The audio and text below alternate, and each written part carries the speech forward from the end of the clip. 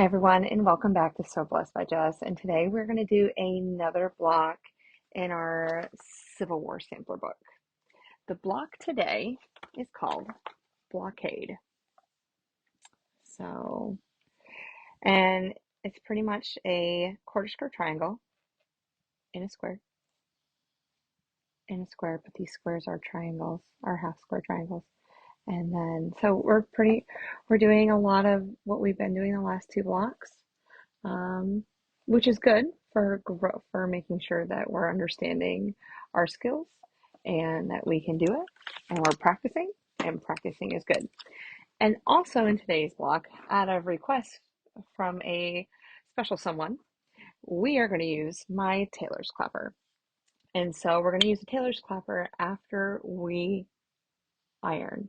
So what a tailor's clapper does is you press your fabric. You're not ironing. When you press a fabric, you're not going back and forth like this. You just kind of slide it on, press it, count to your magical number, and then what I'm going to do is I'm going to press and put my tailor's clapper on it. And what my tailor's clapper is going to do is it's going to allow that seam to be flat. And the flatter your seams, the better your blocks look. Especially if if you are ironing open, which I will do on this block to show you ironing open. So you'll get like two little tricks today. I do have multiple clappers because as you continue using these clappers, they do kind of retain heat, and you don't want a warm clapper. You want to try to keep them as cool as possible when you're going and using them. All right, so I'll grab the other one and two, because I got two more sitting right there, and to make sure that we go through the block and I don't have any opportunities.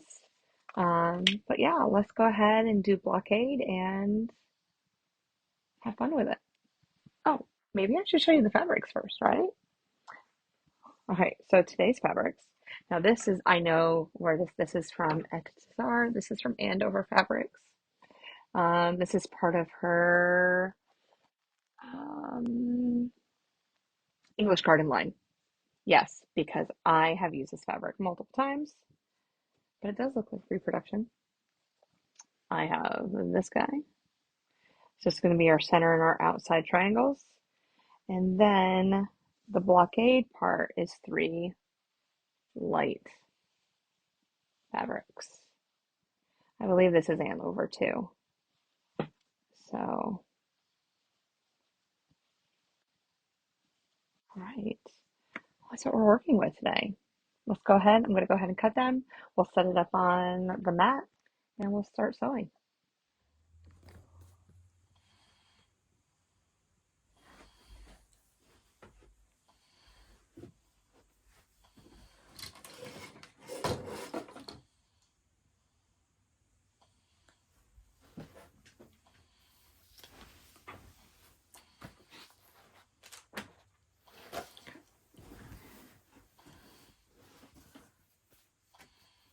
All right, let's go ahead, put this block together.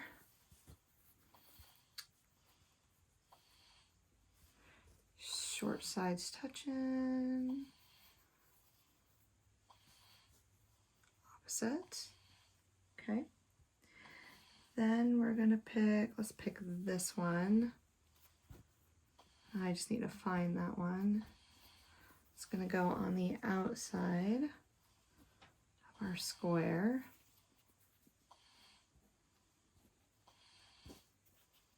Okay, and I know it doesn't look like it'll fit, but once you get the seam allowances in there, we shall be fine. And then we're gonna take the other one, and we just gotta make sure that we follow the same pattern.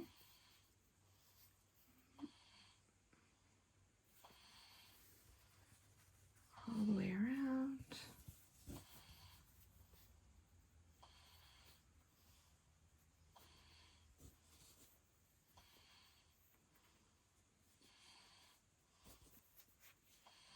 Okay, and then we have some big triangles.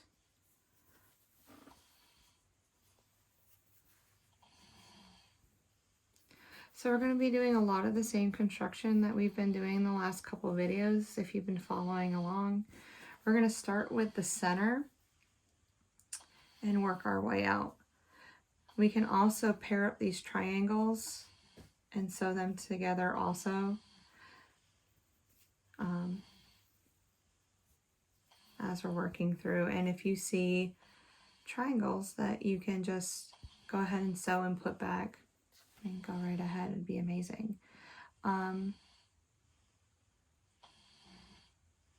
Yeah, so I'm going to go ahead, I'm going to sew the center. After I sew this, while I'm sewing the center, I'll stop and I will press and use my clapper so that you can see that. So I'm just going to be pressing right above. So I'm going to lay it out. We're going to open it up. Oh, there we go. I usually run my finger down it. And then slide my iron, leave it there for just a moment.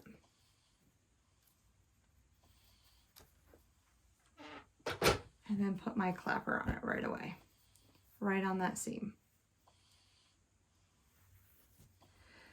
Some people wait for the seam to get cool before they remove the clapper.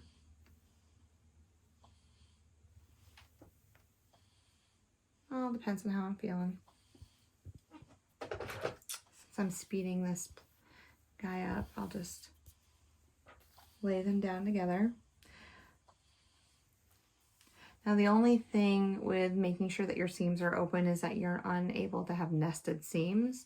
So you really have to watch when you're putting your seams together. Because if I had nested seams, I could go ahead, match these seams up, I could twist back and forth and it wouldn't move. With these, I just really have to keep looking at it, keep checking to make sure that my intersection lines up. I also will put a pin out. Right, let me make sure. Yeah, I like it. Okay.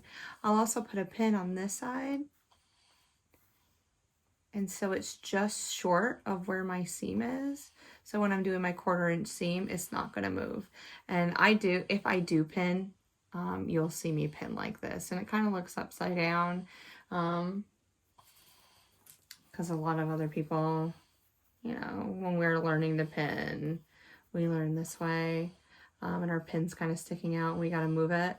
Well, this is, so I don't have to move the pin while I'm sewing. All right, so I'm going to go ahead and run a 1/4 inch seam down, and then we're going to press open and clapper it one more time.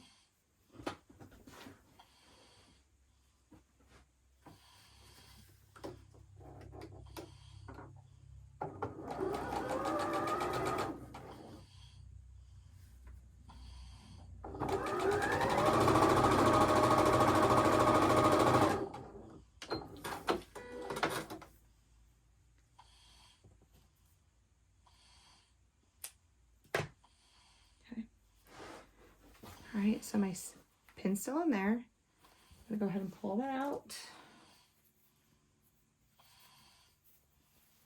See, intersection looks really good.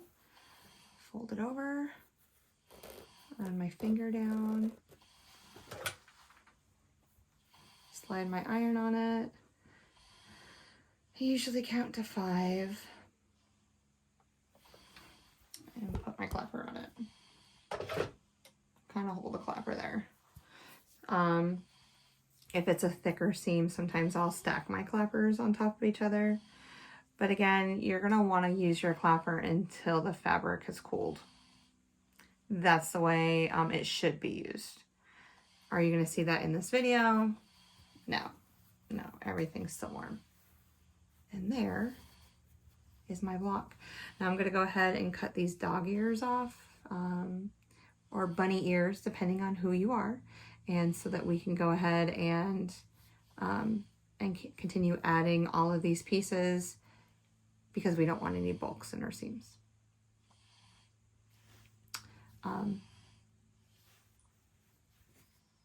So right now we're going to go ahead, put these 2 pieces on, then these 2 pieces on, and then I'm going to go ahead and sew these pairs of triangles all the way around, and then add them just like I'm doing my triangle. We're going to add opposite sides, press open, opposite sides, press open. And I will be back when I finish the block. And the blockade block is complete. Turned out pretty nice. So I did start by pressing all the seams out, but as I was doing like the square and a square piece, I noticed that it was going to be so much bulk, especially in the corners where they came together. So here's what the back looks like. As you can see, all the triangles are pressed open, but these longer seams right here, they're all pressed out. So it's still going to make this block look flat and lay flat in my quilt. All right. So this block was published. The blockade block was redrawn and designed and published in the Kansas City Star in 1938. So this is the newest version of the blockade block. It's an 8.5 unfinished block and 8-inch finished inside the quilt. So yeah, another one done. Check off the list. Amazing. And I really like it. It's like, yeah, I like the colors. So, beautiful. So anyhow, thank you so much for coming along. Thank you for following the video.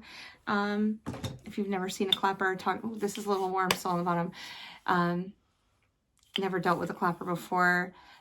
They're about 20 bucks, but if you take some wood that won't like stain your fabric, like I wouldn't put pine or anything like that. I would like oak or something like that and just make sure that it's smooth, but then, you know, just stack some books on top of it or whatnot. So make your own clapper. Be resourceful. You have the tools around your house. You can figure it out. Because that's what I did before I received them. I would use different things around my sewing room to use as clappers to help keep my my seams as flat as possible. So again, another successful video. We're on to number 12, the Louisiana block, next on our next video. Yeah. So, and I'll show you that square or that block when we get there. So have a wonderful day. Thank you for stopping by, and I'll see you in the next video. Bye.